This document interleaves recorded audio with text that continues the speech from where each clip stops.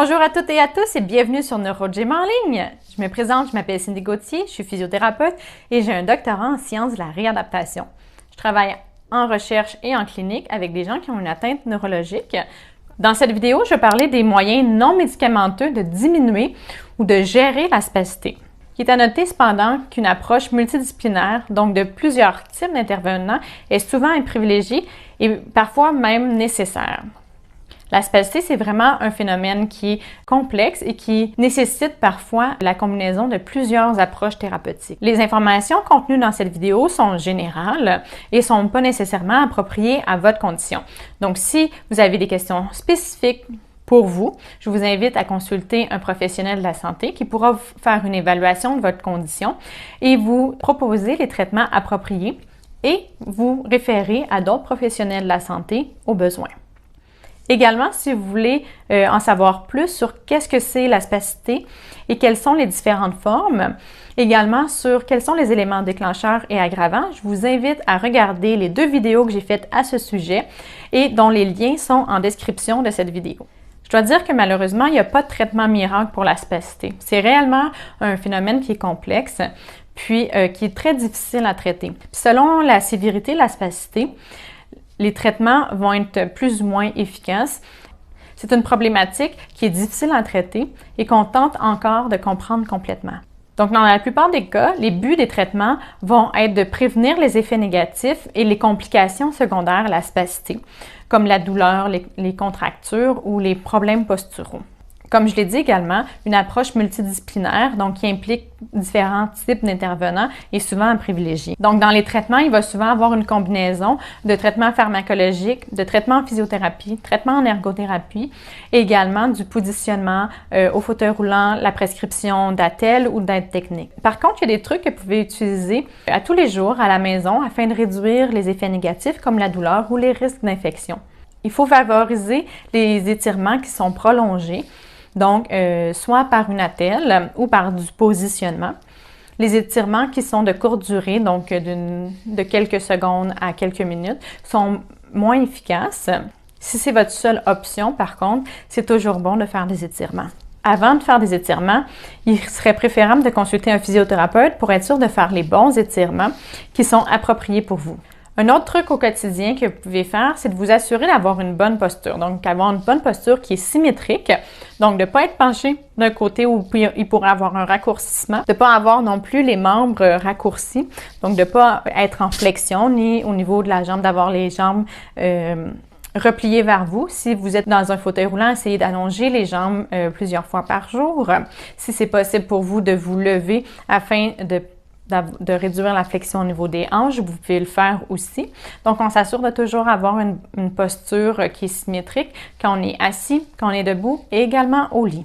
Un élément qui est souvent utilisé pour réduire la spasticité, c'est la mise en charge, en fait, qui est quand même très efficace dans la diminution de la spasticité. Pour les gens qui ont beaucoup de spasticité dans les jambes, mais qui ne pourraient pas se mettre debout par eux-mêmes, on va utiliser des cordes de verticalisation. Donc, on va faire de la mise en charge prolongée. Pour les gens qui peuvent se mettre debout, donc, vous pouvez aussi vous mettre debout par vous-même. Ça va faire un exercice musculaire en plus de faire de la mise en charge. C'est également bon, la mise en charge, pour prévenir l'ostéoporose et les contractures. Au niveau des bras, des membres supérieurs, on peut également faire de la mise en charge par le positionnement. Donc, quand on est assis, on peut s'assurer d'avoir notre avant-bras puis notre coude en appui pour faire une mise en charge à l'épaule. Dans ces cas-là, il faut quand même s'assurer d'avoir un bon positionnement. Donc, si vous avez une subluxation, par exemple, au niveau de l'épaule, on s'assure que l'épaule est bien placée. Donc, peut-être que vous aurez besoin de quelqu'un qui regarde pour vous votre posture. Si on va aller aussi réduire la spasticité au niveau des avant-bras puis des mains, on peut aller ouvrir les doigts et étirer le coude et mettre la main à plat sur une surface et se pencher et faire de la mise en charge. Cette position-là est plus difficile à prendre de façon prolongée parce qu'on reste rarement comme ça, mais d'essayer d'intégrer cette position-là le plus souvent. Donc, si vous êtes capable d'être debout, puis que vous discutez avec des gens, mettre la main à plat, puis mettre de la mise en charge. Quand vous brossez les dents, par exemple, essayez de l'intégrer le plus souvent possible pour réduire de façon plus importante la spasticité. Donc, quand on parle de mise en charge prolongée, ce qui est recommandé, en fait, c'est de faire de la mise en charge pour plus de 30 minutes par jour. Si ce n'est pas possible pour vous, le plus souvent, comme je l'ai dit, le plus souvent vous allez le faire, le mieux ça va être. L'exercice est également un bon moyen de réduire la spasticité. On pourrait penser qu'en renforçant le muscle qui est déjà spastique, qui est déjà en contraction, ça serait pas bon. En fait, c'est l'inverse, parce que le muscle qui est spastique n'est pas nécessairement fort. Donc, plus on va le travailler, plus on va améliorer aussi le contrôle moteur. Puis, la spasticité, c'est un réflexe. Si on a un meilleur contrôle moteur, on peut contrecarrer, dans un sens, ce réflexe-là. Donc, il y a une possibilité de réduire la spasticité à ce niveau-là. Un autre élément qui est important, on veut travailler le muscle qui est antagoniste, donc le muscle opposé.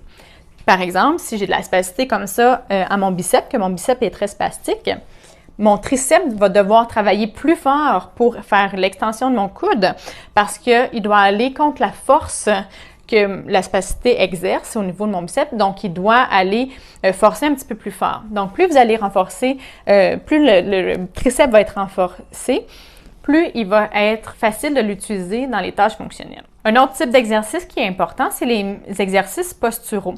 Donc, les exercices du tronc, du bassin et au niveau des omoplates, donc la chaîne scapulaire. Plus on améliore la stabilité de notre tronc, de notre corps, bien cela permet un meilleur contrôle au niveau de nos membres, donc nos bras et nos jambes.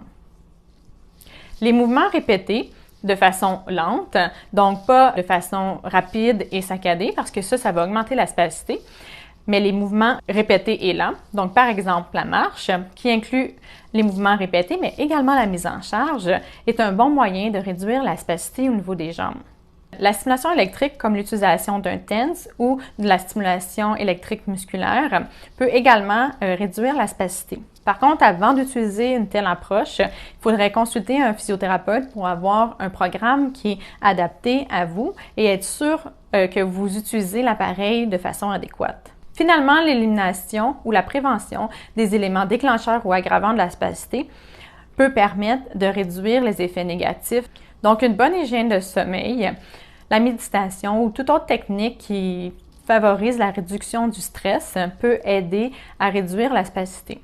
L'adoption d'habitudes de vie saines peut également avoir des effets positifs sur votre spasticité et bien sûr sur votre vie. Voici donc un résumé de certaines choses que vous pouvez faire pour réduire la spasticité et en réduire les effets négatifs. Et vous, quels sont vos trucs? N'hésitez pas à les partager avec nous dans les commentaires, peut-être que ça va inspirer d'autres personnes.